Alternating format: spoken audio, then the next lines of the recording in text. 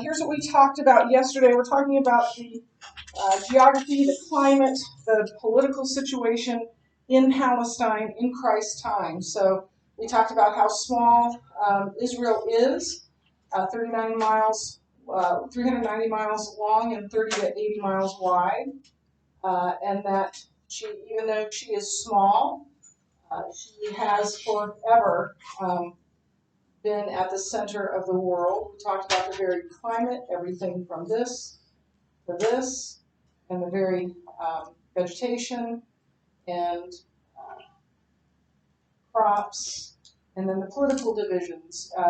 There were three major areas: Judea, Samaria, and Galilee, but for the Roman purposes, for their provinces, they lumped Judea and Samaria together, and Galilee and Perea, then Iturea and Trachonitis, which was less known area because many of them were nomads, and then the 10 cities, Decapolis, that were somewhat autonomous but somewhat under Roman rule.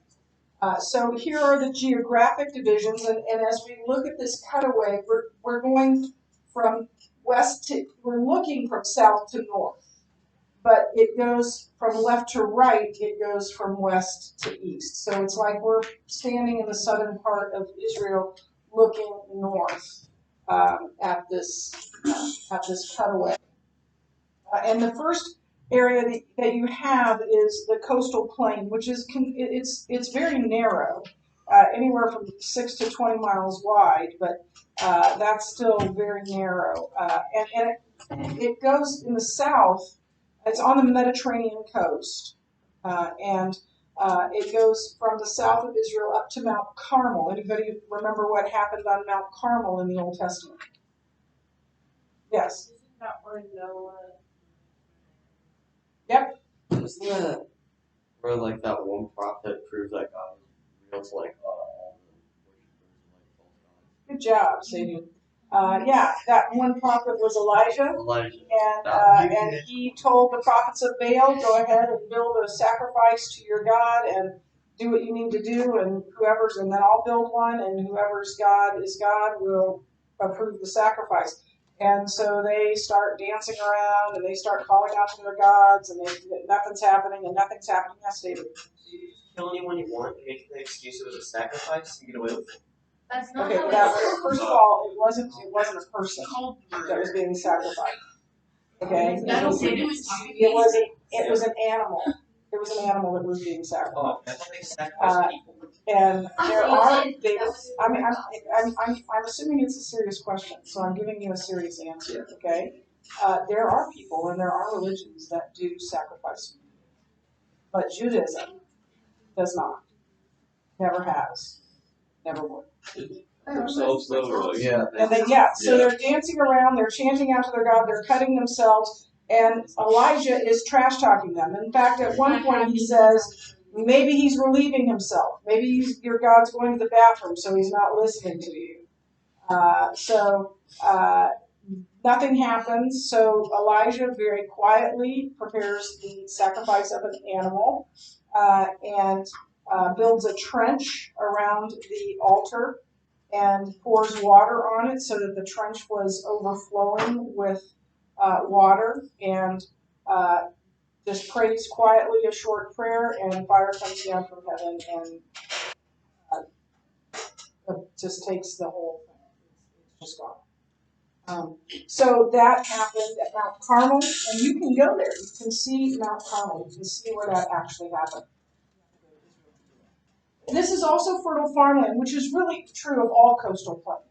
All coastal plains tend to be very fertile farmland, tend to be fairly flat. That's why they're called plains. So some of the richest soil in the world is in this coastal plain of Israel on the Mediterranean Ocean. They grow grapes there, olives, grain, all kinds of things. It's I'm sorry, I went down. Richest soil in the world, and it's some of the most desirable land in Palestine. The second area is the Shephelah, and this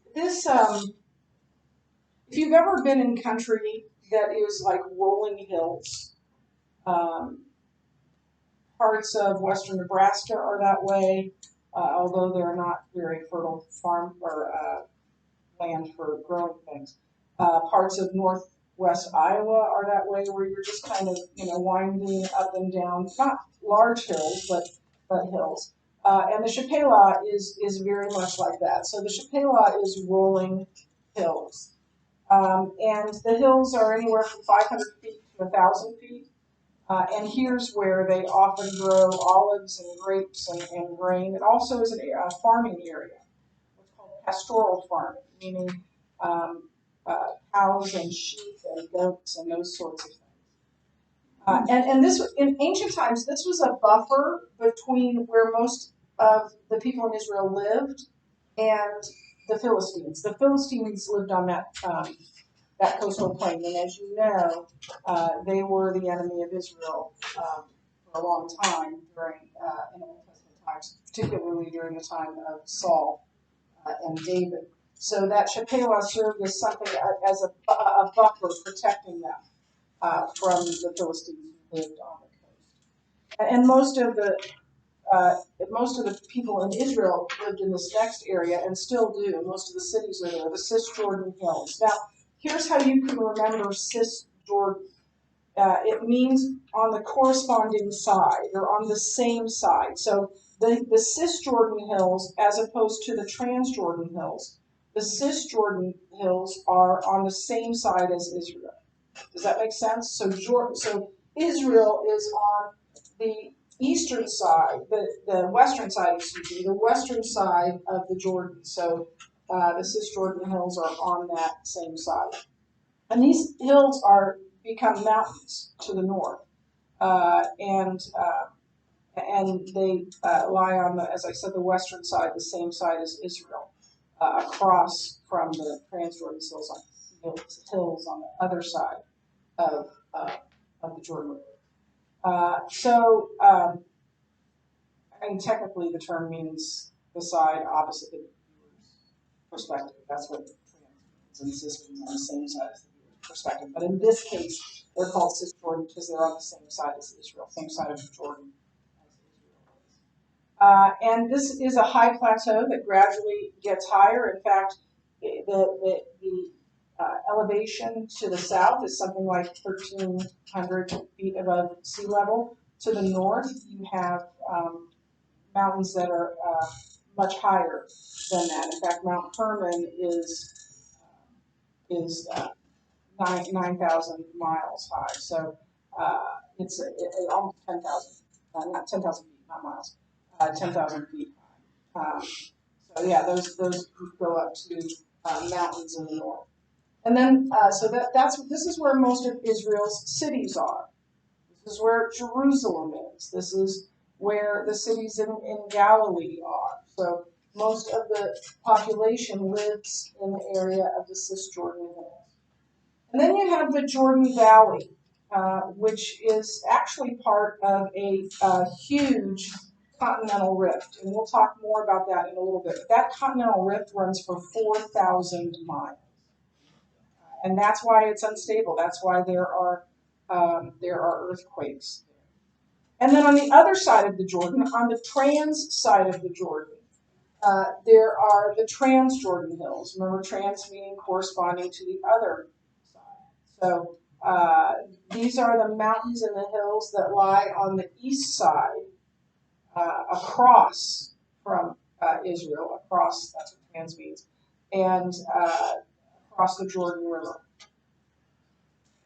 So this area is a high plateau, and it rises from the north. So anywhere from 1,300 feet to 4,000 feet in height as it rises.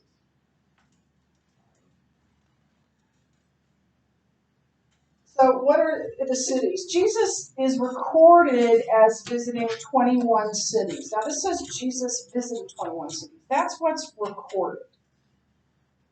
He probably visited more.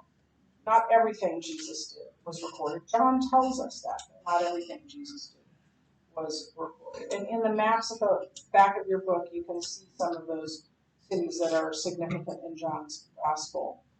And most of those cities were located in the Cisjordan Hills because most of the cities were located in the Cisjordan.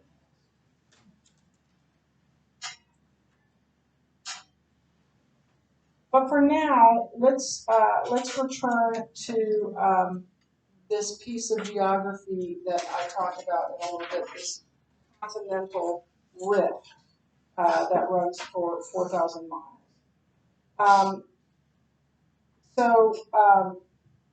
Let's talk a little bit about elevations in Israel as I start this.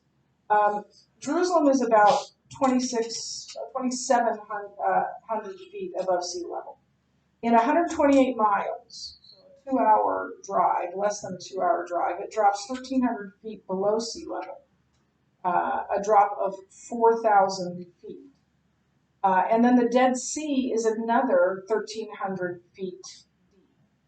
And below that, below the Dead Sea is another 1,300 feet of silt, ending at 3,900 feet below sea level. So the Jordan Hills are 3,900 feet above sea level. And everything kind of goes divisible by 1,300 down from there. And that's how you get to the deepest place on earth, which is the Dead Sea. So this rift runs along that line.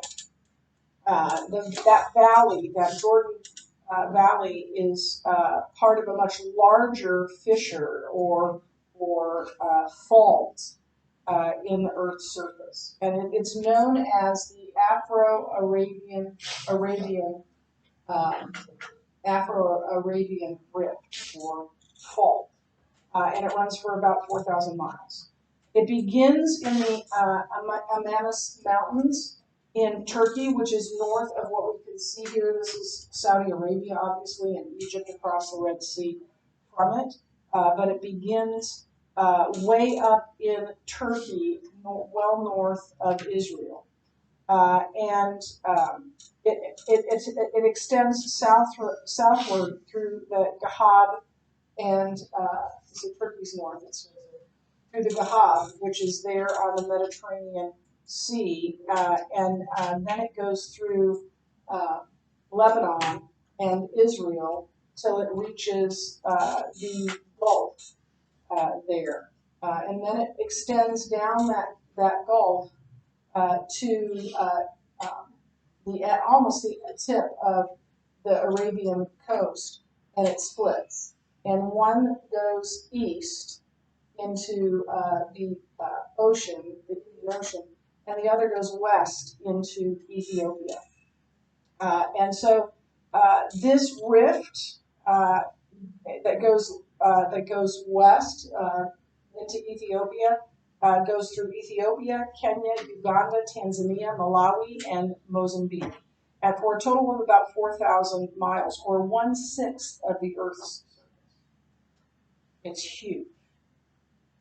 And this rift is what created the Sea of Galilee, the Dead Sea, and lakes in Africa, Lake Rudolph, Lake Albert, Lake Edward, Lake Victoria in West Africa. I'll talk about that more. It separated the island of Madagascar from the continent of Africa. And there are between 200 to 300 earthquakes recorded daily in this rift. Not all of them are huge earthquakes. Some of them are just tremors, but 200 to 300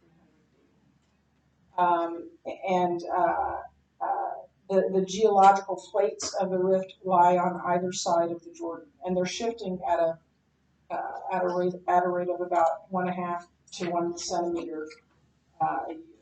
So I told you that the rift created Lake Victoria, and by extension, then it created Victoria Falls, which is on Lake Victoria. The African name for those falls are the Smoke That Thunders, and they are among the most.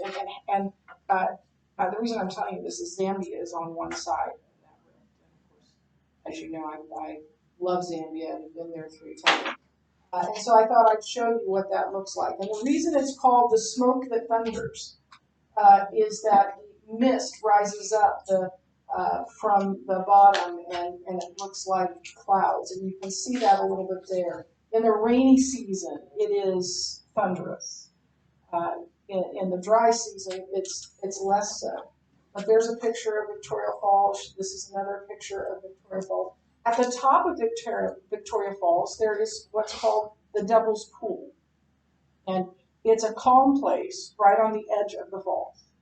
I can't remember how many people a year die trying to stay in the Devil's Fall, or Devil's Pool. I think it's something like 7 people or something. But here are some brave people sitting in the Devil's Pool right on the edge of the pool. Okay, good. I will finish this up on Monday. Tuesday. And that'll be friends from one of your friends.